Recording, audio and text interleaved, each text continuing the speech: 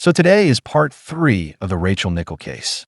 That's right, this story has taken us across 3 chapters now. And this is the finale. So if you haven't already watched parts 1 and 2, I'd really recommend going back and catching up first. I've linked them both in the comments and description. Without those, this final piece won't quite make sense. Too much has happened. Too much that needs to be understood before we reach the end. But if you're all caught up, let's jump into it. Just to ground us, 23-year-old Rachel Nichol was murdered in 1992, broad daylight, on Wimbledon Common in London. It shocked the nation. Her young son witnessed it. And from the moment the case hit the headlines, pressure was piled on the Metropolitan Police to solve it fast. For 10 whole years, that pressure never really let up. But unfortunately, for most of that decade, police had tunnel vision on one man, Colin Stagg. They were convinced he was the killer. They poured all their resources into him.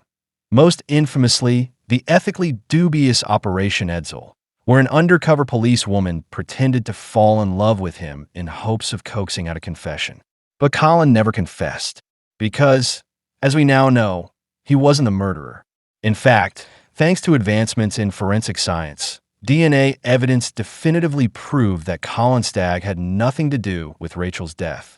That truth came a decade later, but it finally exonerated him. After 10 years of being branded a killer by the press, the public, and even the people around him, he was finally cleared. And with that same technology, the DNA sample police had preserved from Rachel's body, the one too small to test back in 1992, was sent through the National Criminal Database. And they got a hit. The DNA matched a man who was already in the system, a man with a terrifying criminal record. His name was Robert Napper. By 2006, when the DNA match finally came through, Robert Napper was in his 40s. But at the time Rachel was murdered, in 1992, he would have been about 26 years old. And when police dug into his background, they found an incredibly dark and disturbing history.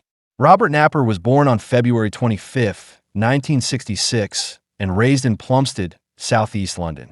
He was the oldest of 4 children born to Brian and Pauline Napper. And from the outside, maybe they looked like any other working-class family. But on the inside, behind closed doors, it was far from normal. In fact, it was horrifying. Robert grew up surrounded by violence. He witnessed his father regularly and violently abuse his mother. And this wasn't a rare occurrence. It was almost daily. That kind of environment is deeply damaging for anyone, but especially for a child. Especially for the oldest child, who feels like he has to protect the others. When Robert was around 7 years old, some reports say 9, his parents finally divorced. His father left, and just like that, the abuse ended, but so did any sense of stability. Pauline was left alone, with 4 kids to raise, very little money, and very little support. And she just couldn't do it. Not because she didn't care, but because she was overwhelmed, exhausted, and drowning in trauma herself. So eventually, all 4 Napper children were taken into foster care. The state got involved. The NHS provided therapy. The system knew what these children had been through: the abuse, the separation, the instability. And the system began to monitor Robert. During this time, while in care, Robert was assigned a child psychiatrist, someone to help him process the things he'd seen and endured. And that psychiatrist quickly picked up on something different about him. Robert didn't interact like other kids. He didn't communicate in the same way. He was intelligent, yes, but something was off in his social functioning. So they referred him for a formal assessment, and the results came back. Robert Napper was diagnosed with Asperger's syndrome, a developmental condition that's now considered part of the wider autism spectrum. After a few years bouncing around in foster care, all 4 Napper kids finally got to go home to their mom. She was, in a much better place, feeling like she could actually handle raising all 4 of them. And honestly, it seemed like things were finally looking up. It really looked like the Napper family was about to become this happy little unit all together again. When Robert Napper was just 12 years old, he went on a camping trip with his whole extended family. We're talking uncles, cousins, literally so many people. And here's where things took a dark turn. During that trip, Robert was sexually assaulted by a close family friend. And guys, this incident, it's believed to have completely, utterly changed Robert Napper. His entire personality, his whole vibe, it just shifted forever. He used to be this adventurous, outgoing, confident, happy, bubbly kid. But after that, he became quiet and reserved. He actually became a recluse, like he didn't want to go out, didn't want to see anyone, didn't want to go anywhere. It was like he just disappeared into himself. And then school. Robert didn't really have many friends there, and honestly, he was bullied so badly. The other kids called him the weird kid. They'd say he was just weird and socially awkward and did things differently. But it wasn't just like calling him names. Oh no, they were awful to him. They'd push him around on the playground, throw things at him, even hit him sometimes. Like this wasn't just bullying, it was flat out abuse.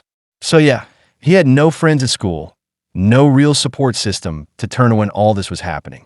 He just felt miserable all day, every day. And here's the really heartbreaking part. When he'd get home at the end of the day, Robert would take all those frustrations, all those negative emotions, and lash out at his younger siblings. They were easier targets than the kids at school, you know? So he'd get home and just be violent, pushing and punching his brothers and sisters. And it was around this time, in his pre-teens to early teens, that something even more disturbing started happening. Robert Napper was actually caught multiple times spying on his younger sister while she was getting changed. And this is where his mom had to draw the line. She was just so worried. She felt like her son had to be like some level of mentally ill to do that to his sister, to see his own sister in that sexual light. And even after he was punished and told it was completely wrong, he just kept going back and doing it again. Not only was it his sister and incest, but she was also a lot younger than him. There was just so much wrong with this, and his mom was understandably incredibly worried.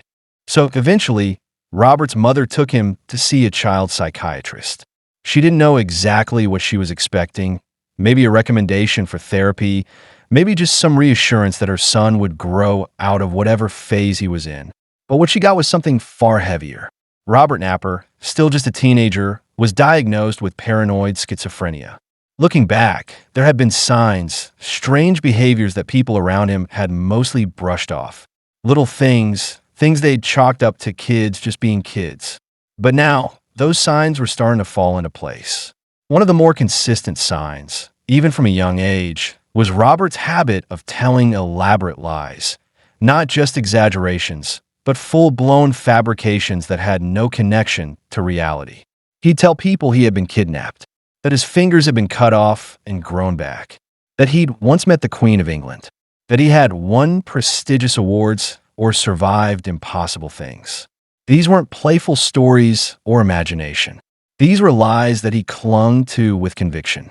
To outsiders, maybe it seemed like attention-seeking, like a lonely child trying to feel special. And his parents likely thought the same. Kids lie sometimes, right? Especially if they're trying to stand out, or if they're socially isolated like Robert was. But his lies were persistent, and they got more extreme over time. By the time he was 16, Robert left school and started working. He landed a job in a kitchen, a quiet, behind-the-scenes role, maybe as an assistant cook or something similar. It was the kind of job that didn't demand much social interaction, which probably suited him just fine. But his problems didn't stop with the end of school. If anything, they got worse.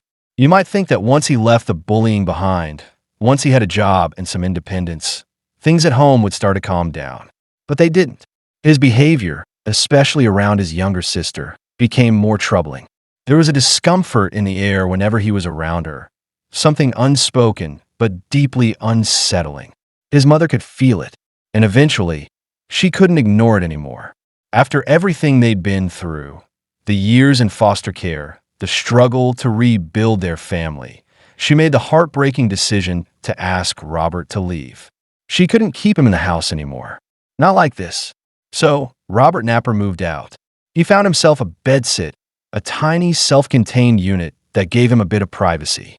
He found a new job, this time a factory. And from the outside, his life might have looked stable, even ordinary. But it wasn't. He had no real friends, no one to check in on him, no hobbies, no relationships. Just a pattern: wake up, go to work, come home, sleep. Over and over again. A routine that looked like normalcy, but was masking something deeply broken underneath.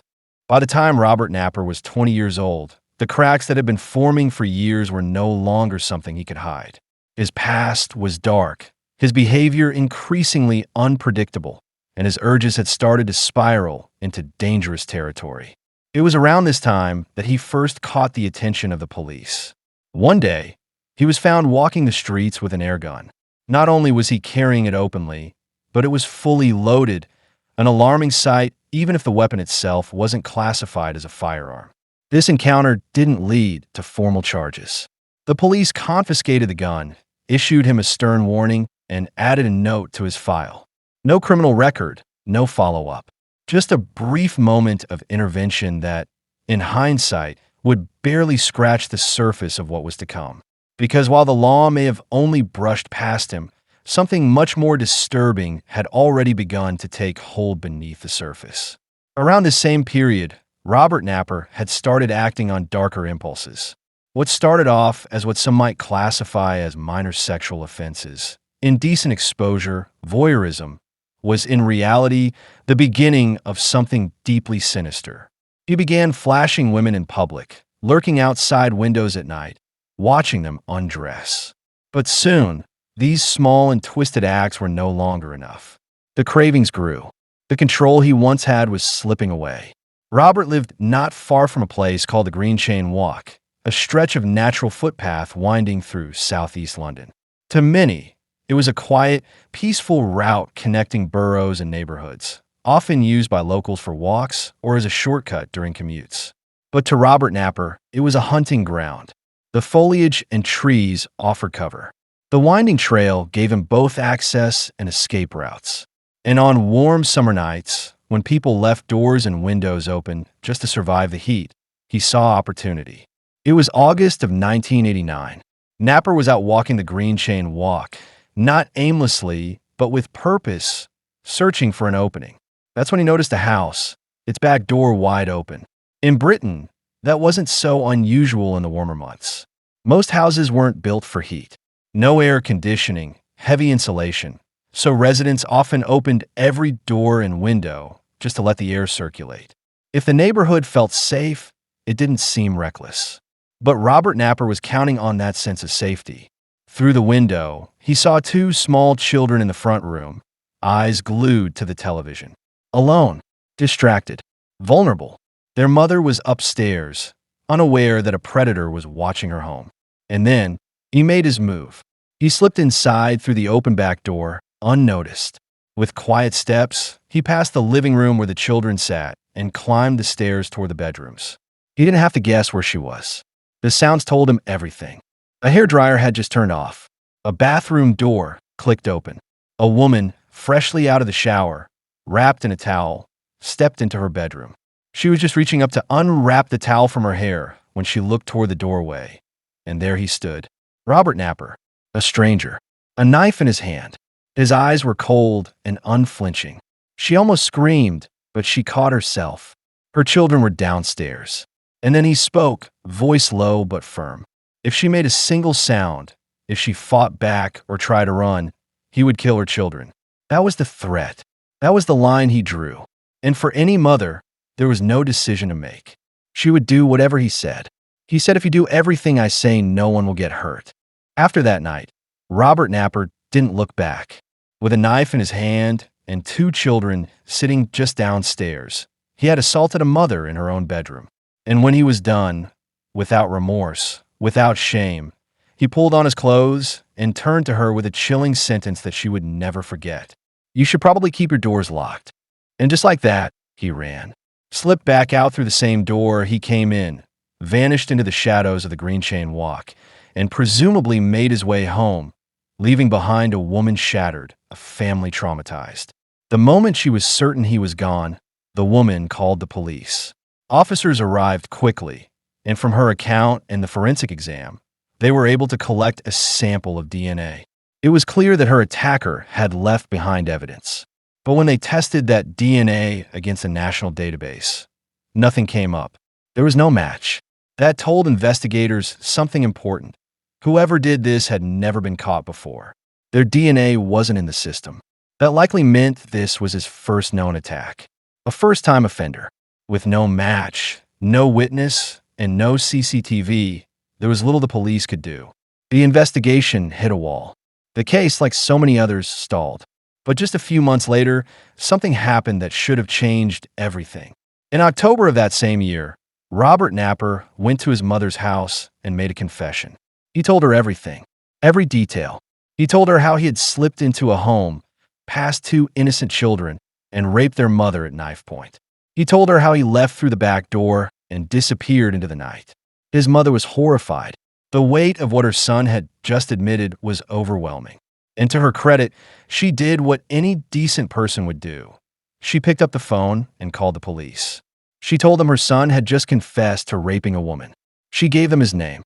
She pleaded with them to investigate. There was a victim out there, a woman who had been attacked.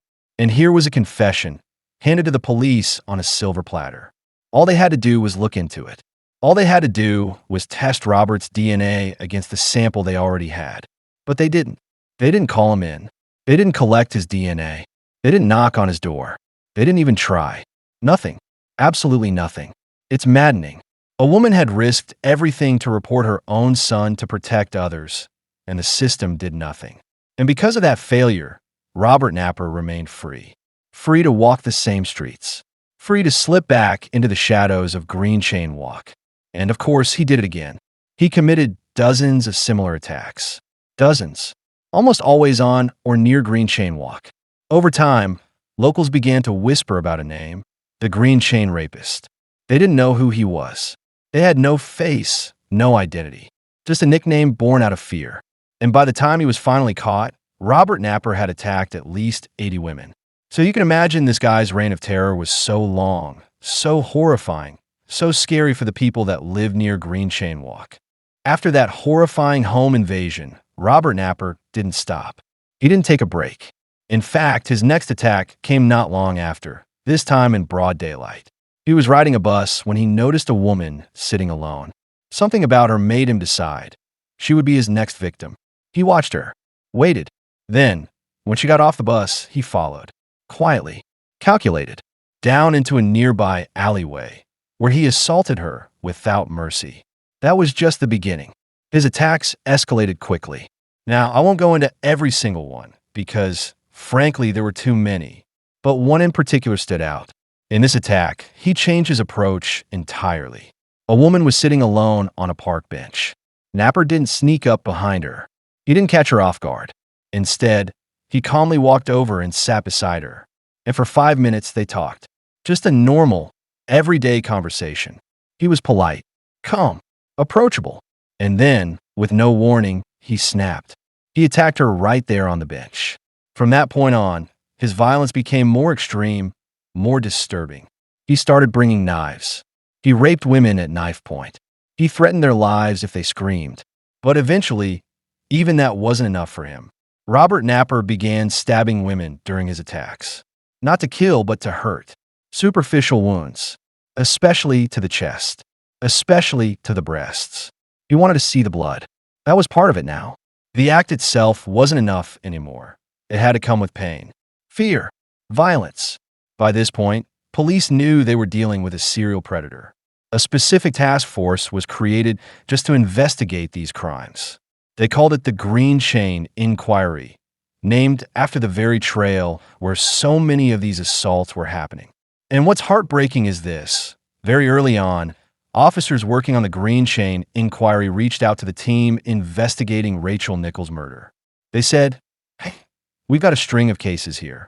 Sexual assaults, knife threats, women attacked in remote spots. Some of this sounds a lot like your murder case. Maybe we're looking for the same man." But the Rachel Nichols team didn't buy it. They listened briefly, then dismissed it. There were a few reasons. First, geography. Rachel was killed in Wimbledon Common, southwest London. The Green Chain attacks were happening across southeast London, not right next door. And back then, investigators believed Rachel's killer lived within a 1-mile radius of Wimbledon Common. That was part of the psychological profile by Paul Britton. So the idea that this attacker would travel that far, commit just one murder in Wimbledon, and go back to his usual pattern, That didn't sit right with them. There was also a time gap. Some of the green chain rapes were from earlier years, and the murder of Rachel was viewed as something separate, something distinct. From the Rachel Nichol team's perspective, there just wasn't enough overlap. And you can kind of understand both sides. The Green Chain Inquiry thought it was worth exploring because the attacks were escalating and the patterns were disturbing. But the Nichol team had tunnel vision. They already had their suspect in Colin Stagg. They thought they were on the right track. So the idea of a connection, it was shut down. Quickly, officially, dismissed. But those working on the Green Chain Inquiry never let it go.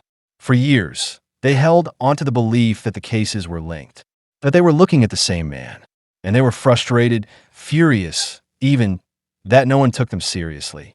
And the one thing that really sticks out to me as a connection between these two cases is the type of victim that was often targeted. Rachel Nichol was a young mother, walking alone with her little boy. That's what made her so vulnerable. And that's what makes this all the more heartbreaking, because that exact victim profile matched so many of the women targeted by the Green Chain rapist. He preyed on women who were alone with their children. He knew that if he threatened their kids, they'd do whatever he said. He used fear, deep, primal fear, as his weapon. He'd hold a knife to a mother and say, "If you don't do what I say, I'll hurt your children." And just like any mother would, they complied. They would have done anything to protect their babies. But despite these clear patterns, and despite how eerily close they seemed to Rachel's case, the Green Chain link was shut down, dismissed, ignored. Still, the Green Chain Inquiry pushed forward, and eventually, they made a breakthrough. A few survivors of the attacks had given descriptions of their attacker, and police were able to piece together a rough composite sketch. That sketch was released to the media, plastered across the evening news, across newspapers, and the hope was that someone, anyone, would recognize him. And people did. The phone lines lit up, calls poured in, and a surprising number of them mentioned the same name, Robert Napper. So finally, police decided to take a look into him.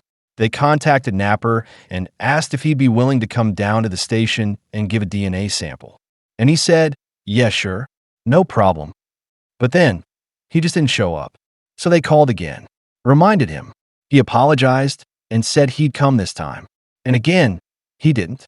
Now, you'd think by this point that alarm bells would be going off, that this man's refusal to cooperate might be a little suspicious, that police might realize this wasn't just forgetfulness or laziness, it was avoidance.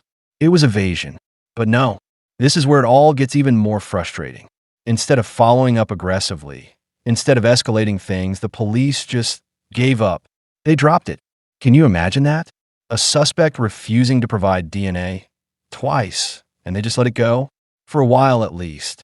Eventually, Robert Napper's name came up again, and someone decided maybe, just maybe, they shouldn't have given up so easily. So police made a third attempt. This time, they sent 2 junior officers directly to his home. The thinking was, if they were face-to-face with him, he wouldn't be able to brush it off or ignore them. But somehow, Robert Napper managed to control the entire conversation. He sidetracked them, deflected their questions, and steered the chat away from anything to do with DNA. And unbelievably, these officers forgot why they were even there. They left without the DNA. And on top of that, they made one more critical error. They decided Napper was too tall to be the attacker. The victims had estimated the Green Chain rapist to be around 5'10". Napper was over 6'2". So these officers concluded, well, he's a few inches too tall. Must not be him. So instead of pushing harder, instead of doing anything, they just walked away. They ruled him out, completely, without even collecting the one piece of evidence that could have confirmed everything. It's maddening. And just a few weeks after the police let him go, just a few weeks after they forgot about Robert Napper committed his worst attack. This time, it was another young mother walking with her 2-year-old daughter in a pram. Napper waited around a corner for the woman to walk past. So he said there was a wall here, he was here, and this woman was walking this way. So as soon as she got past him, he jumped out, and from behind, he took a rope and threw it around her neck and pulled her back with it. He dragged her into the bushes on the side of the trail and violently raped her in broad daylight as her daughter was laying in her pram, just Feet away, he beat her, he strangled her. This one was so violent. And then he just got up and ran away. This one was just a month before Rachel Nell's murder, and I personally think it bears a lot of similarities to her murder. A young mother alone with her child is ambushed and dragged into nature, where she is then assaulted. I think it's insane that the Rachel Nell murder inquiry team were able to look at the Green Chain rapes and say no, don't. Think that's the same guy anyway. A few months later, in October of 1992, at this point, Rachel and Nell is already murdered. That investigation is on its way, but they're kind of already looking into Colin Stagg. But separately, in the Green Chain investigation, police almost got very close to realizing what kind of guy Robert Napa was, because at this point in his life, he was being investigated for stalking a female police officer. I think as part of this investigation, police went and searched Robert Napa's home, and there they found so much. They found so many weapons. There was a pistol, ammunition for that pistol. There was a crossbow. There were arrows for that crossbow. Are they called crossbow vaults? There were 2 large knives. There were just so many weapons in this guy's house for some reason. And for possession of all of this, Robert Napa was put on trial, where the judge said that he feared that Napa was a very, very dangerous person capable of horrific things. The judge said that Napa would likely be a danger to society in coming years. He was sentenced to 8 weeks in prison for possession of the gun and ammunition, which of course did absolutely nothing. Robert Nair was released, and he was right back to his old ways. It happened again. This time, the victim was another young mother. She was out walking with her 2-year-old daughter in a pram, completely unaware that danger was waiting just around the corner. Robert Napa had been lying in wait, hidden behind a wall near the path. As the mother passed, he sprang out from behind her and looped a rope around her neck, pulling her backwards with shocking force. He dragged her off the path and into the nearby undergrowth, just feet away from her daughter, who remained strapped into her stroller. What followed was a horrifying assault in broad daylight. She was attacked with extreme violence, struck, and nearly choked. And then, just like that, he was gone. He took off running, disappearing down the trail and leaving the woman traumatized and her child still within sight. This attack happened just 1 month before Rachel Nichols' murder. And looking at the similarities, it's hard not to draw a line between them. Both were young mothers, both attacked while walking with their child, both ambushed in quiet, natural spaces. It's chillingly close in method and motive. Yet, at the time, the Rachel Nichols investigation team rejected any link between her case and the Green Chain Walk assaults. Despite the mounting similarities, they stuck firmly to their own suspect list, already fixated on Colin Stagg. Meanwhile, in October of 1992, just months after Rachel's murder, police working on a separate investigation into the Green Chain attacks nearly got close to stopping Napa. He was being looked at for a different matter altogether, stalking a female police officer. As part of that inquiry, authorities searched his home, and what they discovered was alarming. Inside his flat, police found a cache of dangerous items: a pistol with live ammunition, a crossbow and bolts, 2 large knives, and other concerning weapons. It was clear that this wasn't just a harmless collector. Something was seriously wrong. Robert Napa was brought to trial for possession of the firearm and ammunition. The judge, upon hearing the case, made a chilling remark. He said he feared Napa was a very dangerous man, capable of terrifying acts, and posed a real threat to society. And yet, he was only sentenced to 8 weeks in prison. 8 weeks. It wasn't enough. Not even close. After serving his time, Napa walked free, and he picked up right where he left off. It happened again. This time, the victim was another young mother. She was out walking with her 2-year-old daughter in a pram, completely unaware that danger was waiting just around the corner. Robert Napa had been lying in wait, hidden behind a wall near the path. As the mother passed, he sprang out from behind her and looped a rope around her neck, pulling her backwards with shocking force. He dragged her off the path and into the nearby undergrowth, just feet away from her daughter, who remained strapped into her stroller. What followed was a horrifying assault in broad daylight. She was attacked with extreme violence, struck, and nearly choked. And then, just like that, he was gone. He took off running, disappearing down the trail and leaving the woman traumatized and her child still within sight. This attack happened just 1 month before Rachel Nichols' murder. And looking at the similarities, it's hard not to draw a line between them. Both were young mothers, both attacked while walking with their child, both ambushed in quiet, natural spaces. It's chillingly close in method and motive. Yet, at the time, the Rachel Nichols investigation team rejected any link between her case and the Green Chain Walk assaults. Despite the mounting similarities, they stuck firmly to their own suspect list, already fixated on Colin Stagg. Meanwhile, in October of 1992, just months after Rachel's murder, police working on a separate investigation into the Green Chain attacks nearly got close to stopping Napper. He was being looked at for a different matter altogether, stalking a female police officer. As part of that inquiry, authorities searched his home, and what they discovered was alarming. Inside his flat, police found a cache of dangerous items: a pistol with live ammunition, a crossbow and bolts, 2 large knives, and other concerning weapons. It was clear that this wasn't just a harmless collector. Something was seriously wrong. Robert Napper was brought to trial for possession of the firearm and ammunition.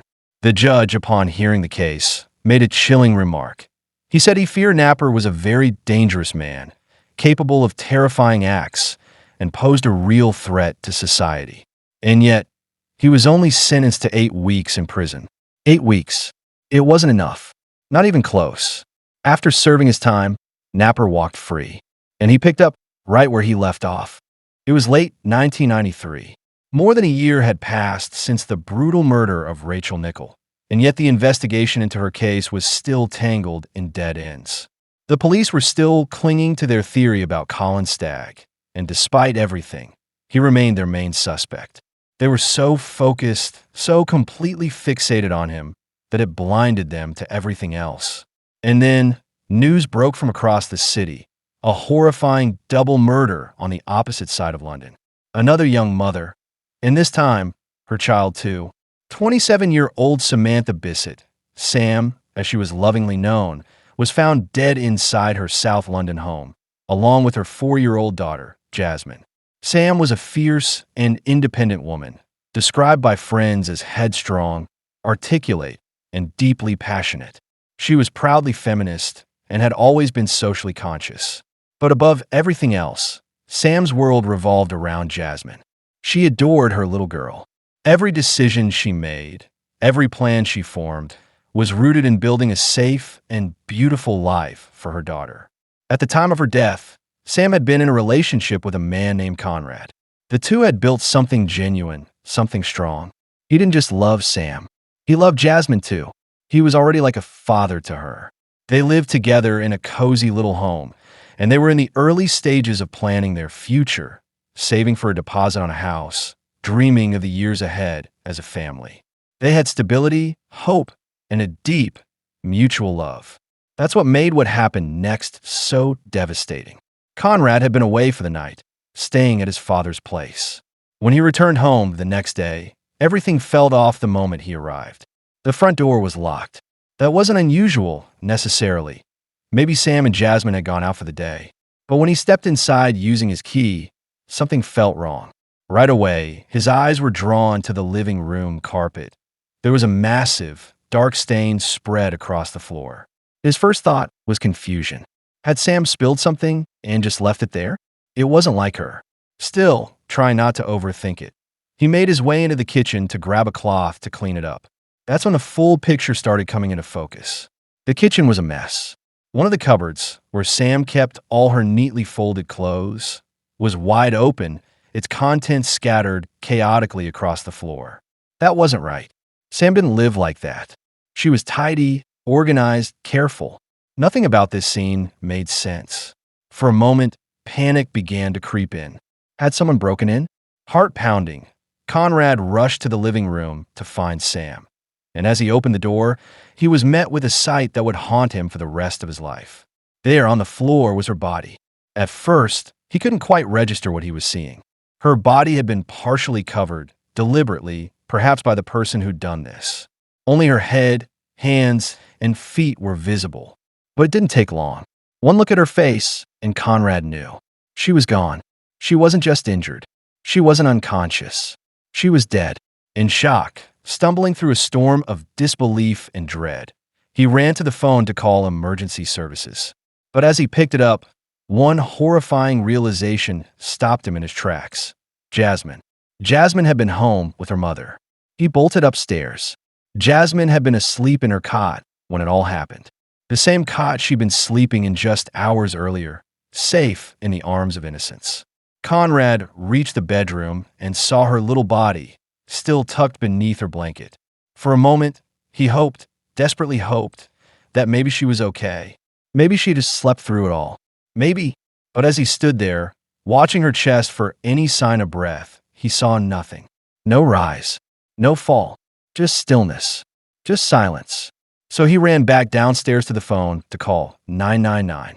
When the forensic team arrived at the house, what they found inside was unlike anything they had ever seen before. It was immediately clear to them. This wasn't just another crime scene. It was a scene of pure, unfiltered horror. Seasoned investigators, men and women who had seen the worst that humanity had to offer, were shaken. But one person in particular, the crime scene photographer, was hit hardest of all. They were the ones responsible for documenting everything, for capturing the details, no matter how disturbing, so that justice could one day be pursued. But after photographing what had happened to Sam and Jasmine, they simply couldn't continue. That photographer ended up taking 2 years off from work, needing time to recover from the emotional and psychological impact of what they witnessed that day. Sam Bissett's autopsy revealed the full extent of the brutality she had suffered. Her cause of death was due to over 60 stab wounds, most of them concentrated in her neck and chest. The violence was excessive, frantic. It spoke to the level of rage or frenzy her attacker must have been in. It's believed the killer entered through an unlocked window, because when Conrad came home, the door was locked from the inside. Sam had done everything right. She'd locked the doors. She was trying to keep her daughter safe. But the attacker still found a way in. The attack is thought to have begun in the hallway. That's where the first stab wounds were delivered, and it's likely where Sam died. Despite the shocking number of wounds, it's believed she lost her life quite early in the assault. The rest came after. After killing her, the attacker dragged her body into the living room and laid her out on the floor. But they didn't stop there. Even though Sam was already gone, the killer continued the assault. They violated her body post-mortem. They mutilated her, carved into her, left deep, jagged marks. And perhaps the most disturbing detail, part of her lower abdomen was missing. That section was never recovered. It's believed the killer took it with them as a trophy. But the horror didn't end with Sam.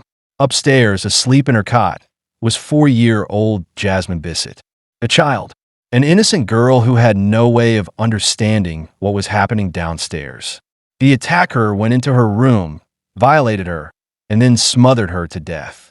There was no mercy, no hesitation. Afterwards, the killer left the same way they came, through the window, and vanished into the world again, leaving behind a crime scene so grotesque that it would haunt those who saw it for the rest of their lives.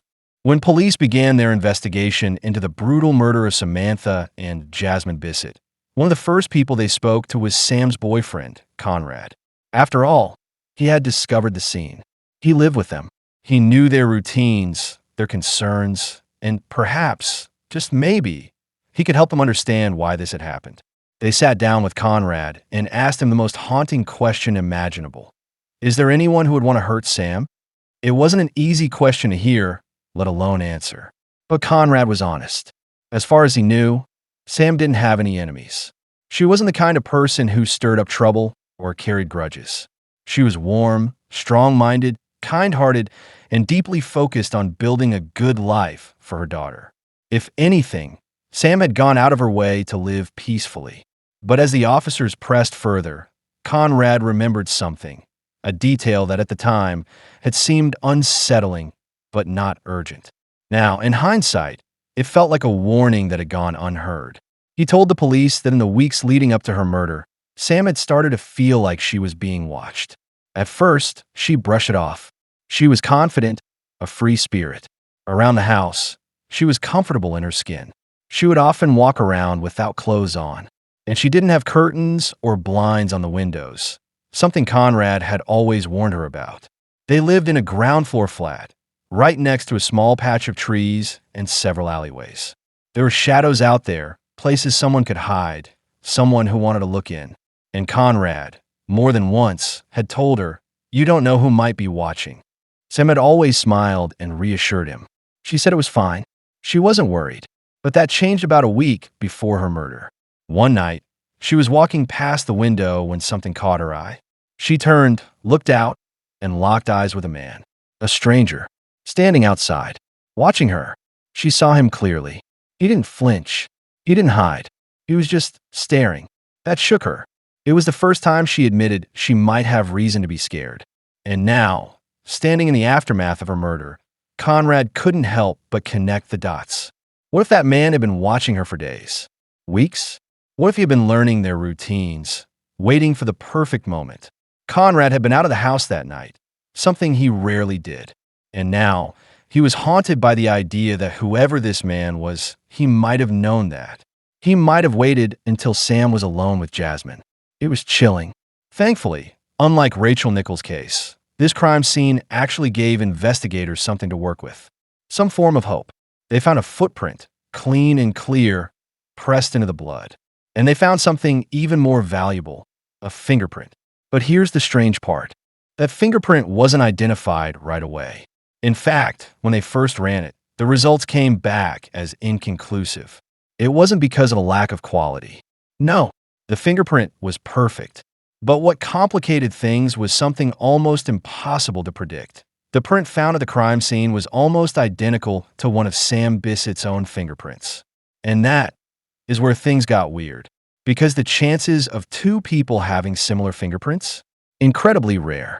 Fingerprints are meant to be unique, completely individual. But on a planet with billions of people, the mathematical possibility, no matter how small, is there. It's not likely, but it's there. And in this case, the killer and Sam Bissett had very similar fingerprints. For a while, investigators believed they already had all the fingerprints they needed from the Bissett crime scene. What they didn't realize was that one of the prints, thought to belong to Sam, wasn't hers at all. It was similar, uncannily so, but not identical. And because it was so close to her own, it had initially gone unnoticed. It wasn't until a more meticulous forensic technician gave the print another look, scanning the ridge patterns, checking the angles, that they realized what they were looking at was something entirely different. It wasn't Sam's fingerprint. It was her killer's. Finally, after weeks of delay and assumption, they had something real, a usable print. But even with that breakthrough, time had been lost. And so, while waiting for confirmation, investigators have been looking into other possibilities, trying to keep the investigation from going cold. That's when the lead investigator remembered the other case, the Green Chain Rapes. Dozens of attacks, all targeting the same kind of women, young mothers walking alone with their children, just like Sam, just like Jasmine. The more they looked at the details, the more it felt like a pattern. These weren't random victims. They were chosen. And the same kind of weapon had been used too. A knife. The location? Sam's home was only a short distance from the Green Chain Walk.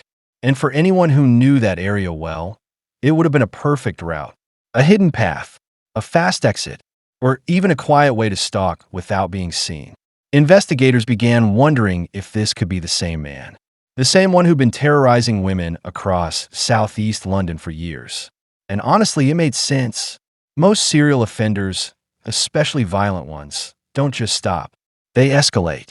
As they get away with more and more, they push boundaries. They become bolder, more violent, more reckless. It was inevitable that the Green Chain Rapist would one day kill. And it wasn't just speculation. This escalation had been predicted. Experts had warned from the beginning. If you don't catch him, he's going to kill someone. So now, with that fresh in mind, the Green Chain investigation team reached out once more to Paul Britton, the same criminal psychologist who had built a profile of Rachel Nichols' killer. They asked him to build one for the Green Chain Rapist. And his results? Almost identical. Same kind of man. Same profile. Same behavioral traits. Same disturbed, isolated loner, probably living alone, quiet, paranoid, and violent. But even then, the cases still weren't officially linked. Despite the overlaps, despite the victim types, despite the geographical proximity and psychological profiles being nearly interchangeable. The two investigations continued down separate paths. Still, investigators had one last shot: the fingerprint. They finally ran it through the criminal database. And this time, they got a hit. It belonged to Robert Napper. But there was a problem. The fingerprint wasn't found inside the house. It wasn't on Sam Bissett's body. It wasn't even in the bedroom or living room.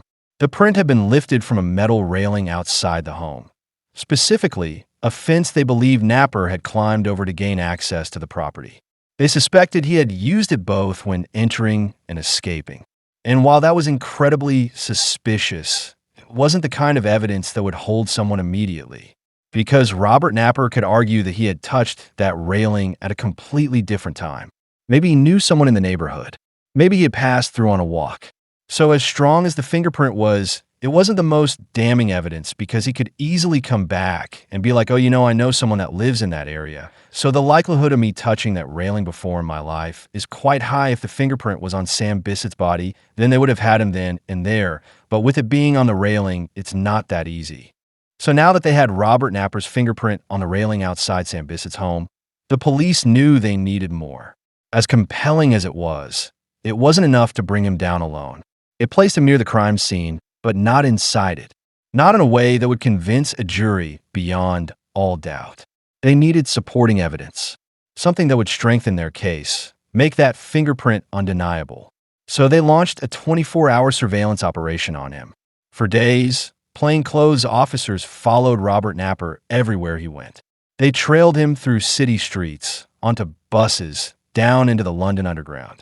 They watched as he moved around southeast London, paying special attention to the way he acted, trying to spot any behavior that might be suspicious or incriminating. At first, it was slow. He didn't do much. But then officers noticed something odd. When Robert would take the tube, he often got off at the wrong stop. Sometimes 1 or 2 stations too early. Other times, 1 too late. And then he'd walk the rest of the way to wherever he was going. It didn't take long for detectives to figure it out. He knew. Robert Napper knew he was being followed. The strange movements, the off-route tube stops, it was his way of throwing them off, trying to lose the tail. From that point forward, he became even more cautious. He stopped doing anything remotely suspicious. The surveillance operation had already been compromised, so they pulled the plug. With the surveillance mission a bust, investigators turned back to Napper's criminal history. They combed through every record they could find, and what they uncovered only deepened their suspicion. Years earlier, he'd been caught in possession of a small personal arsenal: guns, ammunition, crossbows, knives. He was already on their radar as someone dangerously unstable. That alone painted a worrying picture. But then came something even more damning. They found records from years earlier, notes buried in the system, showing that Robert Napper had been asked multiple times to come down to the station and give a DNA sample. Not once, but twice. And both times, he simply never showed. Then, during a third attempt, when officers visited his home directly to collect the sample, he managed to talk his way out of it again. 3 missed chances. 3 deliberate evasions. And each time, no consequences. No follow-up. No DNA collected. To detectives, this was no longer just suspicious. It was obvious. The guy was actively avoiding giving his DNA. And at this point, they had a theory as to why. Because if he was the killer, and he knew they had DNA from the Bissett crime scene, then giving his sample would mean one thing: game over. So the police decided enough was enough. They moved in. Robert Napper was officially arrested on suspicion of the double rape and murder of the Bissett family. As he was taken into custody and brought to the station for questioning, another team of officers executed a search warrant at his home. What they found inside was chilling. In one of his rooms, they located a red-painted metal toolbox. The paint was flaking, chipped with age and use. Inside, it discovered 2 knives. There may have even been a gun, though that wasn't the most striking find. What caught their attention most was a folded map. A detailed map of London. But not just any map. This one was covered in small pen marks, circles drawn around specific neighborhoods, mostly throughout southeast London. As they studied it more closely, a pattern began to emerge. Every circle matched the location of one of the known green chain attacks. One after another after another. It looked like a diary, a record, a personal crime log. And then came the most horrifying detail of all.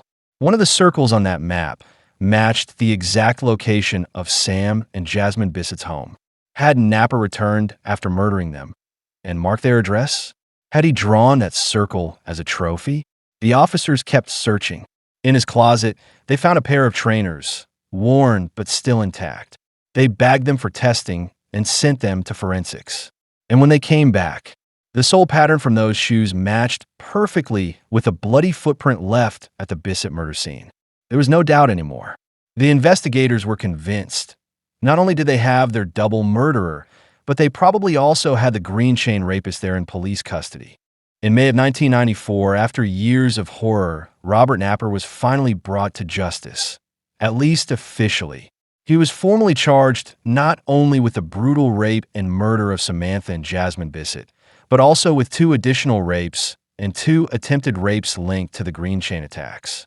It was a long overdue reckoning. The crimes were cruel, the damage immeasurable, but what stood out most was not what he was charged with, it was what he wasn't. Because by this point, authorities believed that Robert Napper could have been responsible for over 100 attacks. 100 women, 100 lives changed. The infamous green chain rapist had haunted southeast London for years, and Napper had become the prime suspect for nearly every one of those assaults. And yet, only 4 charges stuck. It's one of the most heartbreaking realities of sexual assault cases. The evidence is often fragile. DNA might not be collected quickly enough. There are usually no witnesses. Survivors are often left with scars, but no proof. In Napper's case, investigators knew in their hearts that he was behind dozens, maybe scores of crimes. But they couldn't bring those cases to court. The legal system demands evidence, and in these cases, there simply wasn't enough. So the case moved forward with what they could prove. Robert Napper was scheduled to stand trial at the Old Bailey in 1995 for the double murder of Sam and Jasmine Bissett. But instead of facing a full murder trial, Napper and his legal team made a strategic decision. He would plead guilty to manslaughter, not murder, on the grounds of diminished responsibility. The argument was chilling, but legally sound. Napper, they claimed, was not of sound mind when he committed the crimes. His paranoid schizophrenia had taken over. He had entered a psychotic episode and lost all control. He wasn't fully responsible for his actions, they said, not in the eyes of the law. And the court agreed. Psychiatrists confirmed his diagnosis. They concluded that he was suffering from severe and untreated mental illness, that he couldn't comprehend the full weight of what he'd done. The court accepted the plea. Robert Napper was not found criminally responsible for the murders. But 2 people had still died. A mother, a child. Their lives had been stolen, and society needed to be protected from him. So, instead of prison, Napper was sentenced to indefinite detention in a high-security psychiatric facility. But not just any facility. Robert Napper was sent to Broadmoor Hospital, a name that still chills people to this day. Broadmoor is a place reserved for the most dangerous and mentally ill offenders in Britain. In the 1990s, it was home to some of the most infamous names in UK criminal history: serial killers, sexual predators, mass murderers. People who had done unthinkable things, but were too mentally unwell to serve time in prison. Robert Napper joined their ranks. Some of their most infamous patients include the Yorkshire Ripper Peter Sutcliffe, the Devil's Daughter Sharon Carr, John Straffen. But anyway, finally, that brings us back to where all of this began. Back to Rachel Nicholl. We've drifted so far from that moment in time, so far from the timeline of her case. And for good reason. There were years of mistakes, layers of injustice, and an entirely different string of violent crimes that all quietly ran parallel to hers. But now, after more than 14 years of frustration, grief, and misdirection, everything finally came full circle. It was only now, with advancements in forensic technology and an updated criminal database, that police were able to retest the DNA found on Rachel Nicholl's body. They ran it through the system, and this time they got a hit. Robert Napper. The man whose name had never once appeared in the Rachel Nichols investigation. The man who had been completely overlooked for over a decade while the police had poured every ounce of their focus, time, and resources into pursuing Colin Stagg, an innocent man. All that effort, all that tunnel vision, had allowed a real monster to walk free. The DNA match was black and white. It was undeniable. Robert Napper had raped and murdered Rachel Nichols on Wimbledon Common that July morning in 1992. When questioned, Napper denied everything. He denied even being in Wimbledon on the day Rachel was killed. And for a brief moment, detectives wondered, could he really be telling the truth? But that doubt didn't last long. Investigators scoured old records and logs until they found proof that he'd had a scheduled appointment that very day. A psychiatric consultation in Wimbledon, and the building where that appointment was held, just minutes from the very spot on the common where Rachel was murdered. It got worse. They went back to the red-painted metal toolbox police had recovered from Napper's home. The one filled with knives and a map with circled locations, each one a likely crime scene. And there, among the many marked places in southeast London, was one lonely circle out west. Wimbledon Common. That same red toolbox had been chipped and flaking, and way back on the day Rachel was killed, when her son Alex was taken into police care, forensic teams had discovered strange red paint chips caught in the boy's hair. They'd collected those chips back then, stored them, but for years, they were never tested. Now, finally, those chips were matched, chemically, perfectly, to the red paint on Robert Napper's toolbox. That was it. All the pieces had come together. It turned out that Rachel Nichols' murder wasn't just one of Robert Napper's crimes. It was his first, and maybe that's why it was so frenzied, so rushed, so sloppy. Maybe it was the fear of being caught in broad daylight, in an open space, that made him abandon his victim so quickly. Maybe that's why he left so much evidence behind. And maybe it was that very feeling, the unfinished, chaotic aftermath of Rachel's killing, that shaped what he would go on to do next. Because when he returned, years later, to kill again, it wasn't on an open path in public daylight. It was behind closed doors, inside a family home, where there were no witnesses, no time pressure, no risk of being seen. And it's possible that's exactly why, when it came to the Bissett murder, he decided to do a home invasion instead. Because it seemed that with Sam Bissett, it was more about the aftermath of the murder and the mutilation and the carving and the everything that he did to her. Maybe he just didn't get a chance to do that to Rachel Nichols because it was outdoors and he felt like he was going to get caught any minute. And so maybe that's why he decided to do a home invasion next time, so he would have more time and more freedom to do whatever he wanted with his victim.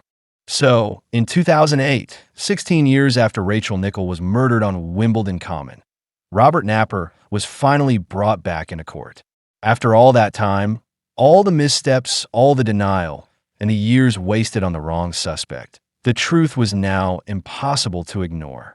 The DNA evidence, the paint chips, the map, the missed warnings, they all led here. This time, Napper was officially charged with Rachel's murder. But once again, just as he had with the Bissett case, he didn't plead guilty to murder. He pled guilty to manslaughter on the grounds of diminished responsibility. His legal team argued that, due to his severe and long-standing mental illness, Napper had not been fully sound of mind at the time of the attack. Now, in most cases, that kind of plea might lead to a reduced sentence or a different kind of punishment altogether. But for Napper, it really didn't change anything. He was already being held at Broadmoor Hospital indefinitely. That wasn't going to change. He was never going to walk free again.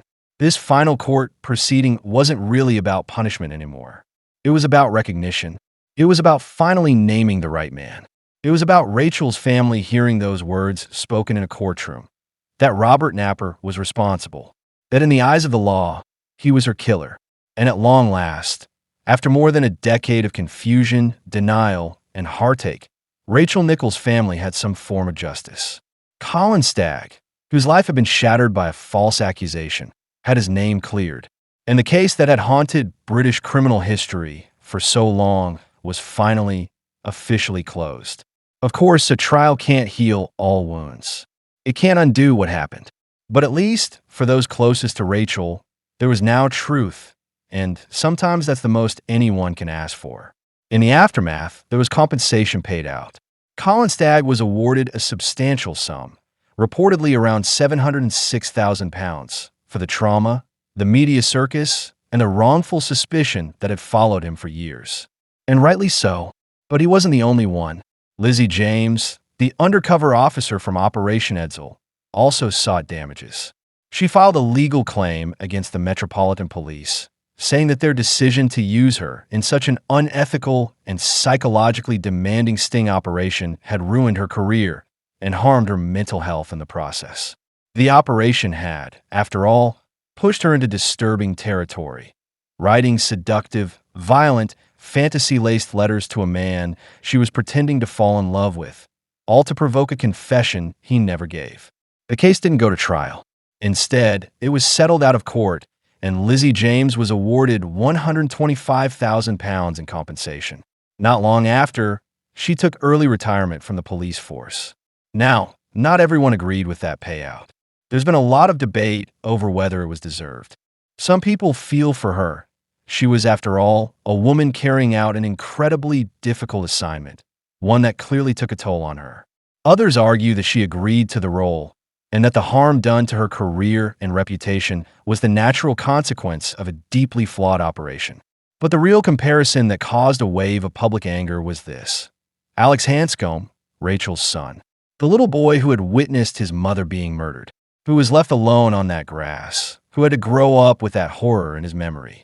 He was awarded £22,000. That money was meant to cover therapy, long-term mental health support, and other costs tied to what he endured. £22,000 for a lifetime of trauma, for witnessing the most unimaginable thing as a 2-year-old. Meanwhile, the undercover officer who wrote letters and later retired from the force received more than 5 times that amount. Now, no one's here to downplay what Lizzie James may have gone through. Psychological stress is real. The consequences of being involved in something like that can absolutely leave a mark. But when you lay those two figures side by side, it's hard not to feel something: anger, disbelief, maybe just sadness. Because surely, Alex Hanscom deserves more. Surely the boy who lost everything that day, his mother, his safety, his innocence, does deserve a little more compensation than an undercover policewoman. There have been a number of books written about this case over the years, many from different perspectives, each capturing a unique slice of the pain, the chaos, and the long journey toward the truth. If you're interested in exploring those, one of the most poignant is a memoir written by Rachel Nichols' son, Alex Hanscom, called Letting Go. It's a deeply personal account of grief, healing, and resilience from the boy who, at just 2 years old, witnessed one of the most horrific crimes imaginable. It's not a book about hate or vengeance. It's about forgiveness, about letting go of the past, not to forget it, but to free yourself from being trapped in it. Rachel's partner at the time of her murder, Andre Hanscom, also wrote a book titled The Last Thursday in July. That day, the day Rachel died, forever split his life in two. His account is raw and painful, but also tender in its remembrance of Rachel and the life they were building before it was torn apart. And then there's Colin Stagg, the man wrongly accused, whose name became synonymous with the case for more than a decade. He's written 2 books.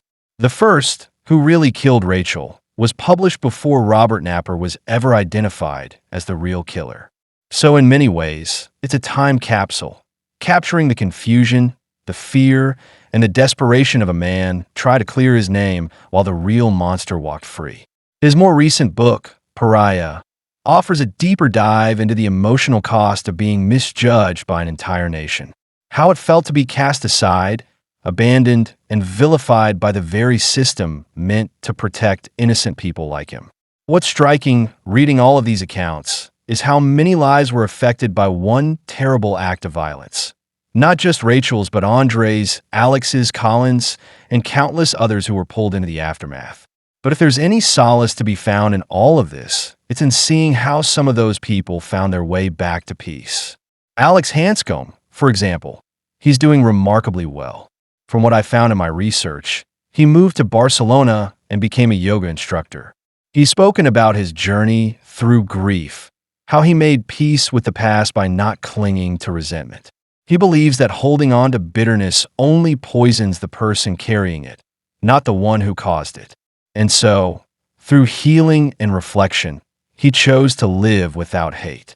He tries to focus on the love that still lingers, the memory of warmth, of connection, of a bond with his mother that can never be taken away. He says the details of her are a little blurry now, but one thing stands out clearly. What he remembers most about Rachel is the overwhelming feeling of just true love. He remembers that they had just such a unique and special connection, and that is what he holds onto from Rachel.